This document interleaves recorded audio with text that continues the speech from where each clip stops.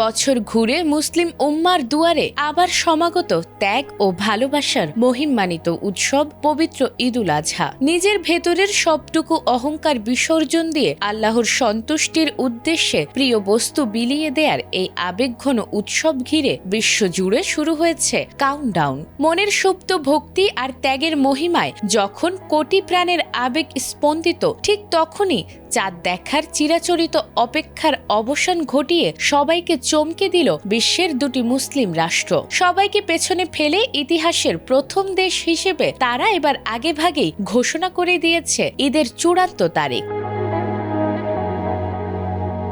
যা বিশ্ব জুড়ে তৈরি করেছে তুমুল কৌতূহল। হযরত ইব্রাহিম আলাইহিসসালাম ও তার পুত্র হযরত ইসমাইল আলাইহিসসালামের মহান আত্মত্যাগের স্মরণে প্রতি বছর ধর্মপ্রাণ মুসলমানরা এই ঈদ উদযাপন করেন। ধনী দরিদ্রের বৈষম্য ভুলে এই দিনে মানুষে মানুষে ঘুচে যায় সব দূরত্ব, ছড়িয়ে পড়ে সম্প্রীতির এক অনন্য বার্তা। উন্নত প্রযুক্তি এবং অভিজ্ঞ চিকিৎসক দলের নিরলস প্রচেষ্টায় আমরা আছি আপনার পাশে। ডেল্টা হাসপাতাল। তবে সবাইকে অবাক করে দিয়ে আনুষ্ঠানিকভাবে সবার আগে ঈদের তারিখ ঘোষণা করা সেই দেশ দুটি হল তিউনিসিয়া ও তুরস্ক। বৈজ্ঞানিক গণনার ভিত্তিতে দেশ দুটি নিশ্চিত করেছে আগামী ২৭ মে তাদের দেশে পবিত্র ঈদুল আজহা উদযাপিত হবে। গালফ নিউজের তথ্য অনুযায়ী তিউনিসিয়ায় বিশ্বের প্রথম দেশ হিসেবে এবার আনুষ্ঠানিক ঘোষণা দেয়। তাদের বর্ষপঞ্জি অনুযায়ী ১৮ মে থেকে শুরু হচ্ছে জিলহজ মাস।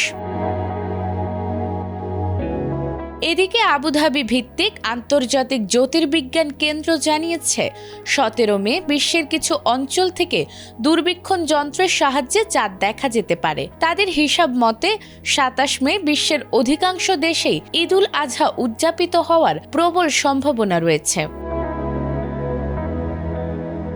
তবে ভৌগোলিক অবস্থানের কারণে বাংলাদেশ সহ দক্ষিণ এশিয়ার দেশগুলোতে সাধারণত একদিন পর ঈদ উদযাপিত হয়ে থাকে। সেই নিয়ম অনুযায়ী বাংলাদেশে আগামী ২৮ মে পবিত্র ঈদুল আজহা উদযাপিত হওয়ার জোরালো সম্ভাবনা রয়েছে। তবে চূড়ান্ত তারিখ জানতে দেশবাসীকে জাতীয় চাঁদ দেখা কমিটির আনুষ্ঠানিক ঘোষণার জন্য অপেক্ষা করতে হবে।